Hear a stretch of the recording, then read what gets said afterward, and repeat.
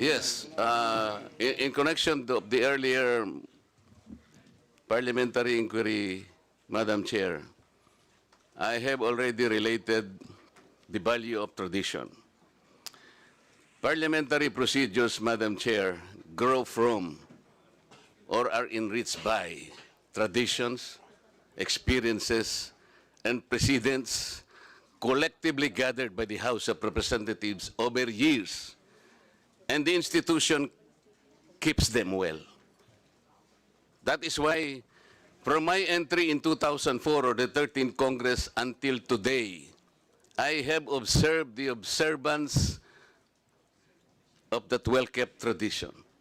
The two highest positions in government, namely the office of the President and the office of the Vice President, were duly accorded with respect and deference. I have observed that. That's why I have relayed to you earlier, in 2022, the Honorable Libanan, invoking courtesy, took him only 13 minutes to dispose the office of the Vice President. And that was quickly moved, quickly seconded by no less than our majority leader. That was in 2022. I'm not going by record, Madam Chair. 2023, I said, no less than the presidential son, our own senior deputy majority leader, stood up and said that in line with the time-honored tradition of according courtesy to the office of the Vice President, I move to terminate the budget briefing of the OVP. And I can recall the Honorable Castro strongly objected. No, Manuel. No, that's in 2023. This is by the record. And she objected, but her objections were rejected by the committee because the committee already terminated the proceedings. And she kept on requesting, Madam Chair, that she makes at least her manifestation. And she was unable to do that because the proceedings were terminated. So that what I am saying, from 2004, when I entered these halls, these hallowed halls, hanggang punto sa sinasabi kong 2023, we have kept the tradition. Ngayon po, kung ano-ano ng mga tanong ang ginawa, in 2023, 22 minutes. 2022, 13 minutes. Ito po, pinagawa yan na po yung budget earlier at ngayon we're about to quarrel again on the budget.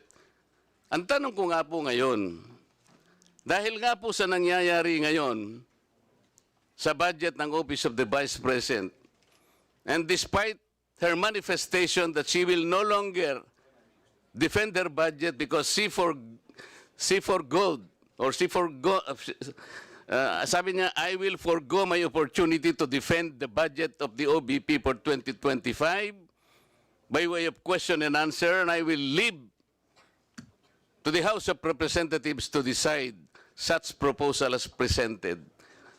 We cannot even accept such kind of answer, Madam Chair.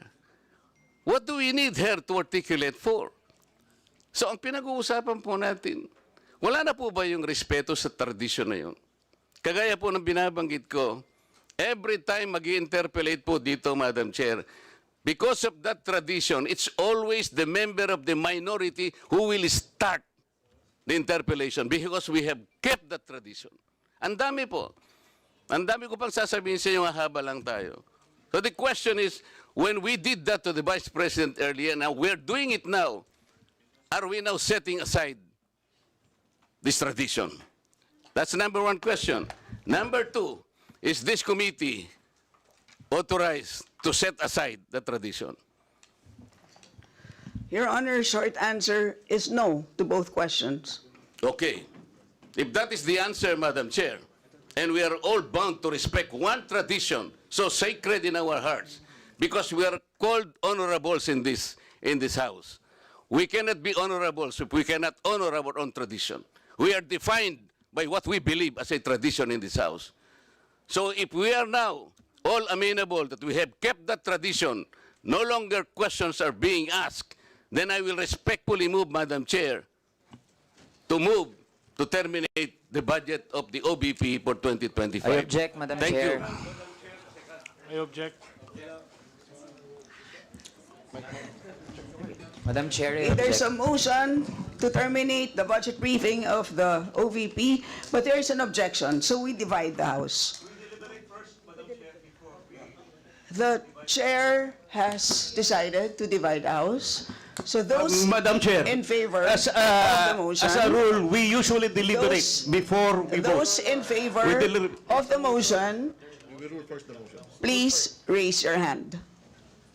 Those in favor of the motion to terminate the budget briefing of the OVP, please raise your hand.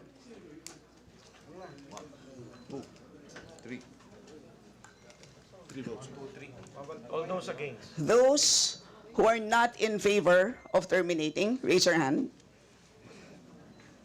For non-tradition.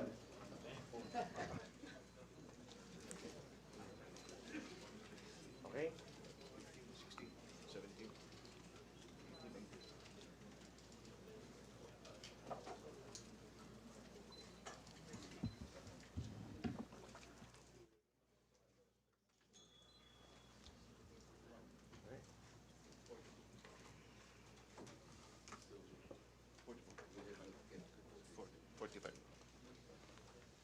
Three in favor, 45 against. 3 in favor, 45 against.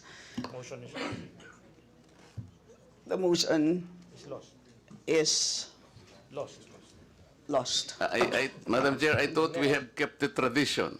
The tradition is no longer ask any question. That was the tradition. So why are you voting against the motion? Next. The majority of the It- will it's- is it's- always respect. It's The will of the inconsistent majority with the is always tradition that respected. we have already agreed to observe. So we will Yes, Madam proceed Chair. to the next. You mentioned earlier that we will keep up the tradition. You said no. Earlier, For now orderly we voted proceedings, I against. remind the members to please wait to be recognized before speaking.